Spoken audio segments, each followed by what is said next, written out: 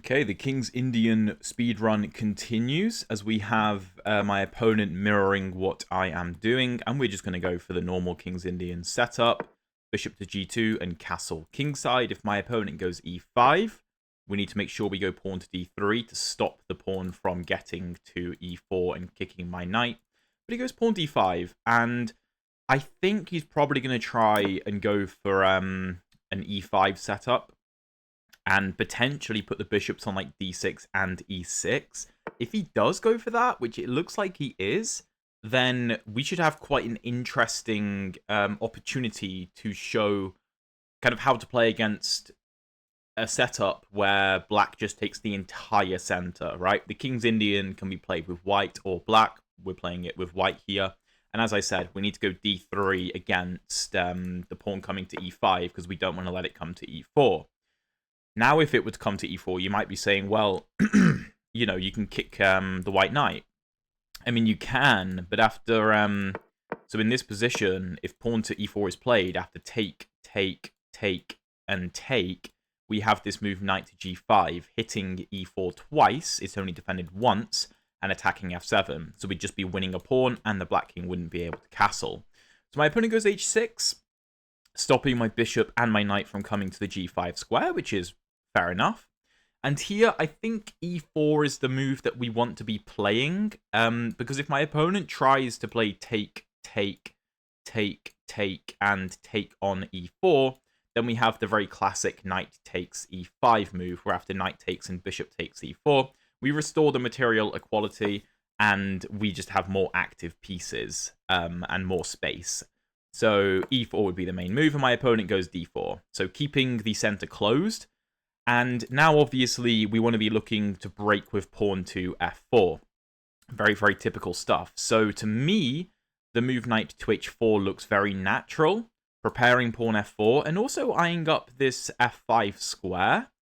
Because h6 does support the move g5 to kick my knight away, so we have to be aware of that.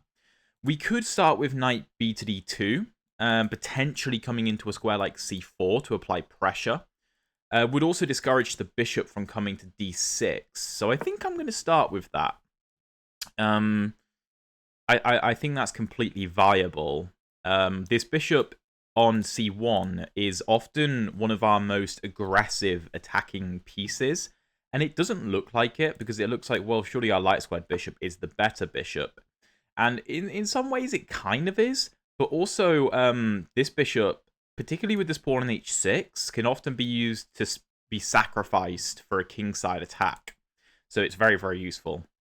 Okay, bishop to e6. Now I really like the look of knight to h5, because if g5, knight f5, take, then we have the e4 square that we can use, and we also get rid of black's light squared bishop, and our bishop will open up on this diagonal. We can still go pawn to f4, because we have very good control over the e4 square. So black can't push it. We can always bring a queen or a rook to the e file to pressure e5. So to me, this looks very natural. And if you've been watching the series so far, you'll also notice that in the last few episodes, I believe, we have gone for similar ideas, whether with white or black. With black, obviously, putting the knight on h5 and looking for f5, and with white putting the knight on h4 and looking for f4.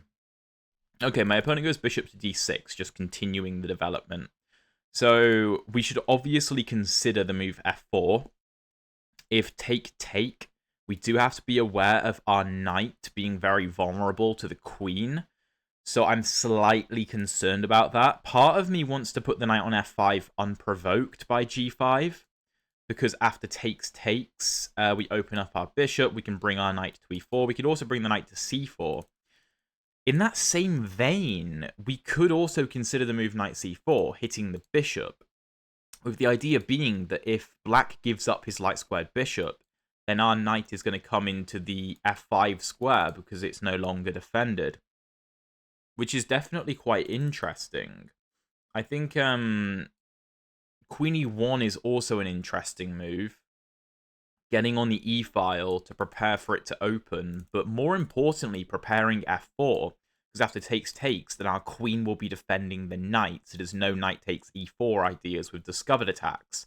So that is a very interesting move, because it fulfills a couple of purposes in one. My only doubt is if Queen E1 allows knight b4, targeting c2, and I don't see an easy way to defend c2, because only our queen can defend, so we just have to bring the queen back. So if knight to b4 wasn't a move, Queen e1 would definitely be what I want to play. Okay, so we can't really do that. Again, knight c4 is interesting. I'm just not sure I want to break up my structure. Although we do get such a nice grip of the d5 square there. And I mean, d3 can't be played. So that's interesting. We could also go pawn a3, just stopping knight b4 and preparing queen to e1. That's also interesting. Knight f5 might be the easiest move to play, though. If black castles, then we can take the bishop and play f4, and that looks devastating. And if black captures my knight, we get rid of his light-squared bishop. I have no idea what's happening with my lighting right now. I'll fix that in a sec. After knight f5, bishop f5, ef5. Let's say queen d7, hitting the f5 pawn. Yeah, it's just kind of annoying. That's kind of annoying. So maybe knight c4. Is there anything to be said for knight to f3? Is there anything to be said for that? Well, no, because then we're stopping pawn f4, which is our whole plan. We could go b3, preparing knight c4, so that we could capture with the b pawn and open up the b file. That's interesting. I think I like that. Let's go b3. Okay, the lighting is fixed now. Cool. I'm not sure if b3 is the best move, I'm going to be honest. Okay, knight back to e7, controlling the f5 square. Makes sense. It does, however, block the queen. So we could look for f4 now, but I'm going to start with knight c4. Because I think this is where our knight absolutely wants to go, applying pressure to the bishop. Normally, this pawn would be on c5, and the bishop would be able to drop back to c7. But that's not an option. Okay, knight g6 looks completely wrong. That looks really dangerous. Because you're voluntarily opening the f-file. I don't know about that one. Well, I think we should take it. I think we should take. And we could take the bishop. But to be honest, I think we should leave the bishop there for the time being and just immediately strike with f4. Okay. And then I assume we take... Wait, do we have pawn e5? That was my whole plan. If pawn e5, bishop c4, though, removing the defender. Take. Rook e1. Yeah, we're just winning the bishop. If the knight defends, we can just take on f4 with the pawn or the bishop. Yeah, I think this is winning. Pawn e5. And we also open up the light squared bishop, which is a big plus. Oh my god, I'm going to go shut my blinds. And on that note, if you're enjoying the video so far, please drop a like and subscribe if you haven't already. I'd really appreciate it. And again, the King's Indian becomes very, very tactical very quickly. Okay, knight to g4. I do like that move from black. That is interesting, trying to come into e3, supported by two pawns. That's actually quite interesting. I think we should just go ahead and take the bishop, though, without too much thought, because, I mean, otherwise we're going to lose the opportunity. And although, you know, my opponent could go knight to e3, I'm not particularly scared about it, to be honest. And I'm certainly not after he takes the pawn, because now we have time to go bishop takes f4. The knight and bishop are attacking the d6 pawn. The bishop is on this open line. The knight can no longer come into e3 because we control that square twice. And the black position is just completely falling apart. Completely falling apart. And yeah, I really do think this maneuver was wrong. I did like my opponent bringing the knight to e7. I thought that was smart. To one, prepare pawn to c5. But two, to exert more control over the f5 square. That's what I thought my opponent was doing. But it doesn't seem like that was the case. Okay, well, obviously we can deliver this check. I don't see a reason not to, unless our knight can get trapped, because our bishop can be kicked out with a move like g5. Alternatively, we could just counterattack with queen e2, hitting the bishop, which I've got to say I think I prefer. Because if take and take with check, we also pick up the knight, so you can't take my knight. Yeah, this is, you know, of course, a move like knight to e5 is still completely winning. We're up a piece for a pawn, and the black king is in no man's land. The pawn structure for black is horrific. But we still want to try to be accurate. And, you know, if we have one of our pieces under attack, but we can make a greater threat, then oftentimes that will just be a better move. And you find that move by just seeing, okay, the bishop's undefended, the knight is only defended by the bishop, and the bishop is on the same line as the king, which we completely opened up when my opponent took on f4, and then we moved our e-pawn off of the e-file, right? Both the e-pawns have moved off of the e-file. The black king hasn't castled yet. So how does black defend this? I mean, queen e7 is the move you'd want to be looking at, really, to try to break the pin.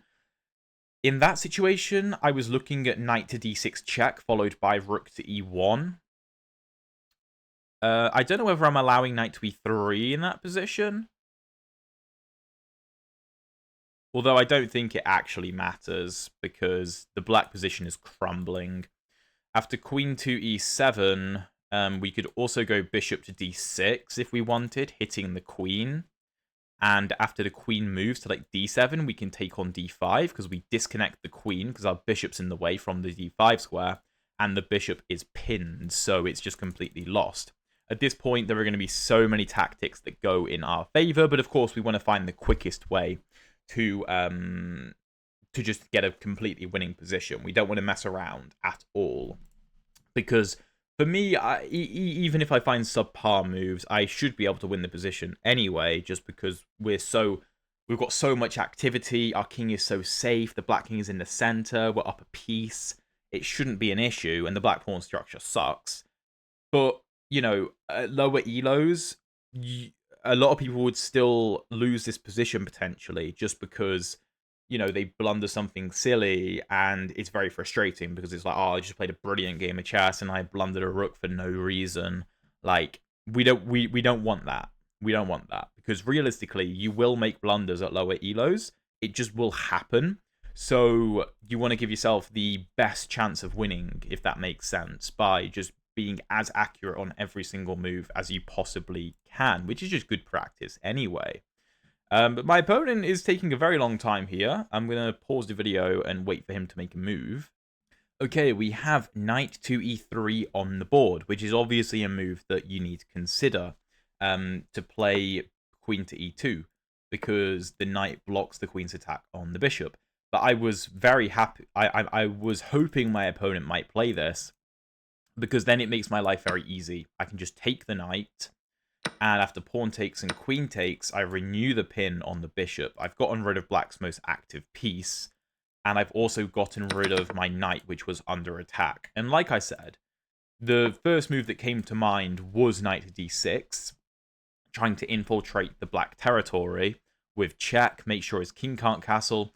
But, you know, I was just slightly concerned the knight might get trapped, because these pawns do a good job of stopping the retreat squares. But by inducing the move knight to e3, it means I can just get rid of my problematic knight, or potentially problematic knight. Okay, king to d7, defending the bishop and breaking the pin. Makes a lot of sense. Again, we want to try and be as accurate as possible, and I think it makes a lot of sense to bring the final piece into the game. Rook a to e1, threatening queen takes e6, very simply. And, you know, for example, if my opponent were to play a move like queen to, let's say, e7 in this position, we could even consider, well, we could consider taking, but it wouldn't really make a lot of sense. I think bishop takes d5 would be the easiest move there, applying more pressure.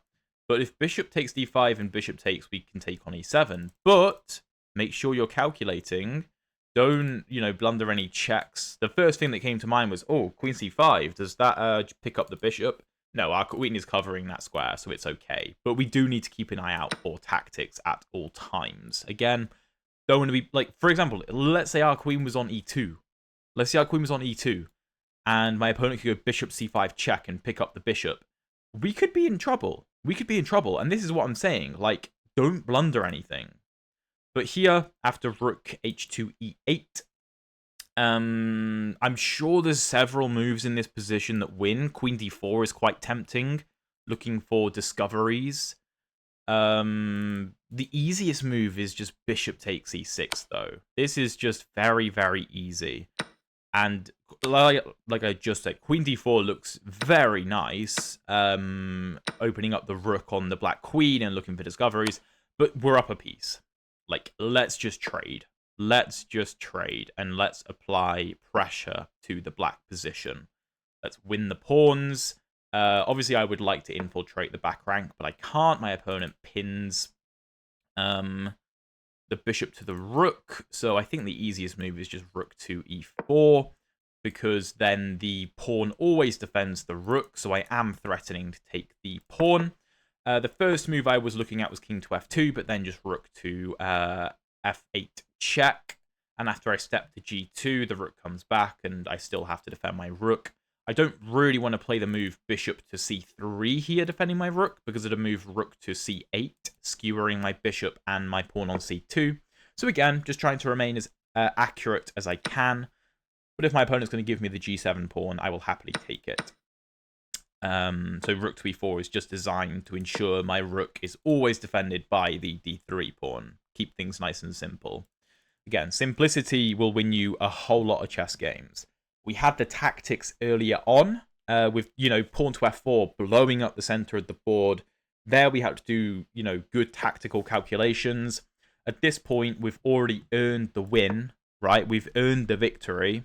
We just need to make things simple. Once we went up a piece, once we won the bishop on d6, then is the time to consolidate and convert the advantage. So I'm just going to try to push my e-pawn to victory. That's my plan. Keep things very simple.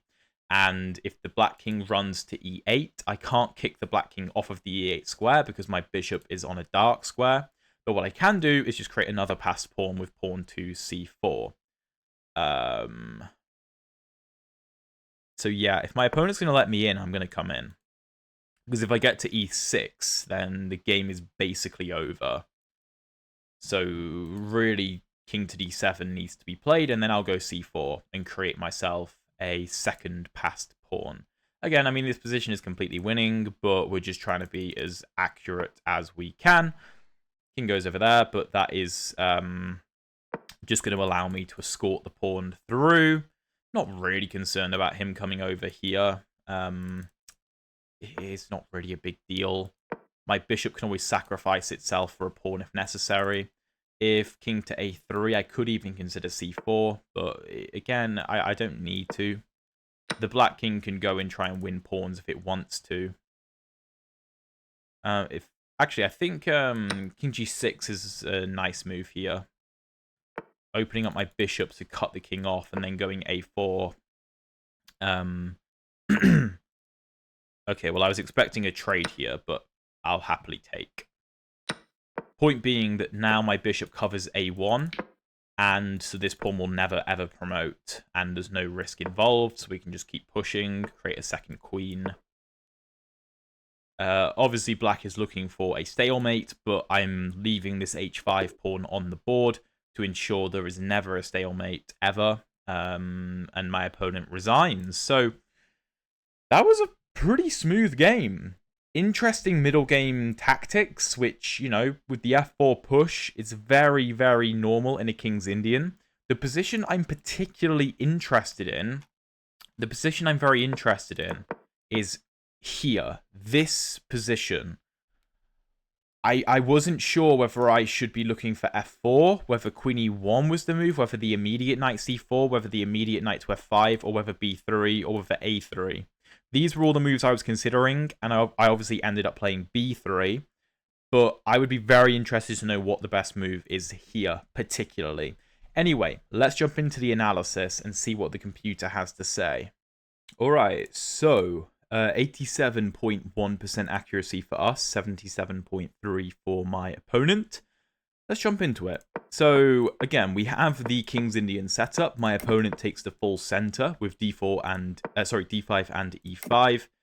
You know, the computer wants d4 here, going for, I suppose, more of a Catalan setup, but that's not the point. We're playing a King's Indian, and this will be these ideas are applicable for the white and the black pieces, which I think is one of the great things about the King's Indian, and it's completely viable with both colors as well. So h6, stopping anything coming to g5, and we go pawn to e4. Now, the engine wants black to take and go queen d1, rook d1. Now, if he takes on e4, one, we can take on e5, and after knight e5, bishop to e4, we're doing very well. Or we can go rook to e1. If the knight moves, we take on e5, and if pawn to f5, defending the knight, we can kick it away. Well, we can force it to take, and then take on e5 with discovered check ideas on the king. So kind of complicated. Knight e4, knight e6, bc6, pawn f3, but we're going to win the knight anyway. But what the engine actually wants for black, which I didn't consider at all, is bishop g4. And after rook e1 defending the d4 pawn and e4 pawn and breaking the pin, it wants castles queenside. Apparently this is decent for black. So yeah, I think maybe it's because the knight is on c6. Maybe.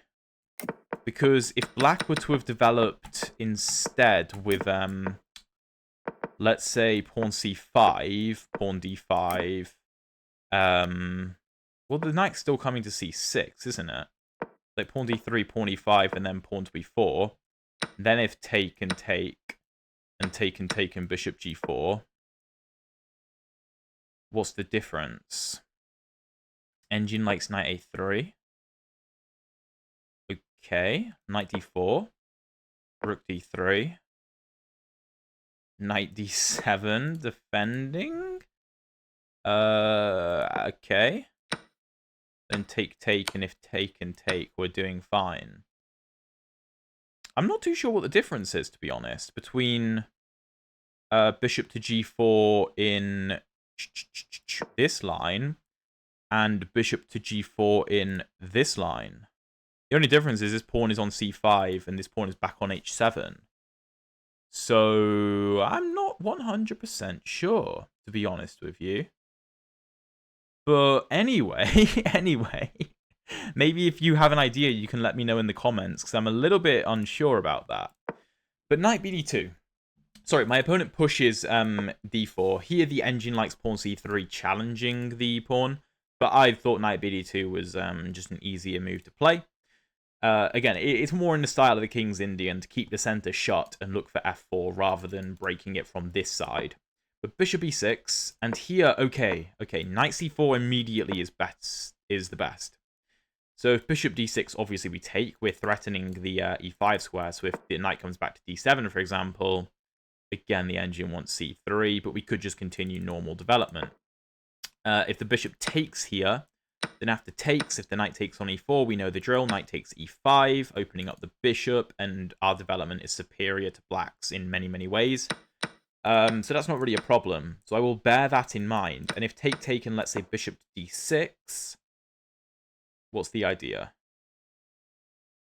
a3, b3? a3. So a5 stopping pawn b4. If black would continue by castling, we go b4. And maybe we're looking for c5, kicking the bishop? Yeah, I think we are. Okay, c5 is the idea. So let's say rook e8, c5, bishop f8, queen d3. I guess we have the bishop pair. The knight's coming into f5 most likely, if possible. So it's an interesting position. But I went knight to h4, looking for f4. Bishop d6. Here, knight d7 is considered the best move, opening up the queen. And here, we can continue with knight c4. And black is slightly better, but this is the essence of the King's Indian. The other side is most likely going to be better in the opening, but that's fine. We're looking to counterattack. But bishop d6. And here, queen e1 is the best move. And this is the move I wanted to play. The problem is there's knight to b4, and I have to go queen back to d1. And if the knight just retreats, then I have to come up with something else. And then the engine decides pawn a3 is the best. I guess b4 is an idea. So let's say black castles, then queen e1 looking for f4. And the reason queen e1 is so useful is because let's say, I don't know, a5, for example. After f4 take, there's no knight takes e4, right? With attacks on the knight, because it's defended. And also, our queen is ready to join the attack at a moment's notice, which will be devastating for black. If we'd have gone in this position for the immediate pawn to f4, sorry, not after knight d7, after bishop to d6, if we'd have gone for f4 immediately, after take and knight takes e5, e4 I was concerned about. Something like this, the game is equal. But the engine actually thinks the better move is knight g4, threatening knight to e3 with a fork and hitting our knight. And after we defend our knight and also stop knight to e3, there's this pawn g5 move, according to the engine, which just makes all hell break loose, but black is seemingly better. Anyway, I went pawn b3, preparing knight c4. Turns out I didn't really need to prepare it because this bishop is so important to the black position because his central pawns are on dark squares. He needs his light squared bishop. So I could have gone for the immediate knight c4, and that would have been the best move. Also, a3 was fine. But anyway, I went pawn b3. Knight to e7 is inaccurate. It did feel strange. I thought my opponent was going to castle, and then after something like knight c4, the game continues. But yeah, knight to e7, I kind of understood from the standpoint of not allowing my knight coming into f5, but it also blocks the queen, so f4 looked very natural. But I thought I'd throw in knight c4 first. I didn't see a reason not to. It's basically the same. Knight g6, and here I was like, ooh, really? Knight g6? That's a bold move. In this position, I took the knight, but slightly better is knight f5, applying more pressure to the bishop and threatening g7. If black takes, after ef5, the knight is forced back to e7, and then we can take on b7, which I completely missed. And if pawn c6, we just take the rook, so the bishop escapes. Like rook b8, bishop back to g2, we're up a pawn, and this f5 pawn is very dangerous for black. If he takes it, then rook e1, we have a bind over d4, so the pawn can't move, and this is just a backwards pawn. If black tries to defend with knight d7, we can go pawn f4, playing on the pin. And if black castles, then we obviously take, bishop retreats, and we're up a pawn with a dominating position. I took on g6 though, so take, and pawn to f4. Here, black has to take on c4. After bc4, he has to castle. And here I assumed we just have to be better. We have the open b file for the rook. Black can never take because there's going to be too many problems in the center of the board. d4 could be destabilized. If he goes for a move like c5, trying to stabilize the center, then f5 is very strong, because if take, then I assume not rook takes, but e takes, although both are fine. And we have the bishop pair as well. We open this up if rook b8 defending, queen e2, and again, e5 is a massive target. But my opponent takes on f4, and while g takes f4 is a perfectly viable move, e5 is just winning. There's so many things hanging in the black position. So here I thought my opponent tried... Well, I thought he might try bishop takes c4. And if I take back, if he takes on e5, then I just have queen e2. And if queen to e7, I can just go rook e1. If the bishop retreats to d6 defending the queen, we have a very nice idea. Can you find it? Yeah, we just have queen f2. And the queen is pinned. And the only way to block it is bishop e5, and then we just take on f4. And if you try to defend again, I can play take, and like... Oh, I can actually just take the knight because of this. So everything is winning. But he tries knight g4. And here I take on d6. Very simple. My opponent goes cd6, and I take on f4. Rook takes was also fine, but I thought going after the d6 pawn was a good idea. We're completely winning here, but I did expect my opponent to castle and try to get out of the center. Instead, he went d5, which is too slow. His king is way too weak to be pushing pawns. He needs to get out of the center. So I go queen e2 and just go, okay, if you take my knight, then I'm going to take here. And if you move your king, you get checkmated because of the rook opening up. So when you block, I can just take the knight. And I'm up 2 pieces. And it's an incredibly deadly bishop pair. And you can castle, but like the game is still completely over. I mean, rook a to e1, all 5 of my pieces are playing, and I'm up 2 pieces. So, you know, not really much of an argument. I put him with knight to e3, which I thought was a decent idea, but I just decided, okay, let's get rid of my knight, which is under attack. Let's make things easy. After king d7, just bring everyone to the party. Here, we have bishop takes d5, and after rook h to e8, and take. Queen d4 is mate in 6, because the queen can't block, because the bishop controls that square, which admittedly I should have seen. But to be honest, just trading all the pieces is, you know, completely fine, because we're up so much material. And here I liked the move rook to e4. I thought it's a very nice idea to just make sure my bishop can move and my rook is defended, and then the game is very, very simple from there. Everything is completely winning. My bishop stops the promotion, and yeah, that's it. I hope you guys enjoyed this video. If you want to see probably the most accurate chess game I've played in quite a while, with like zero theory, one of the King's Indian games, check out this video up here. And if you want to see all of the previous episodes of the King's Indian playlist, check out the playlist down there. Thank you so much for watching, and I'll see you in one of those videos.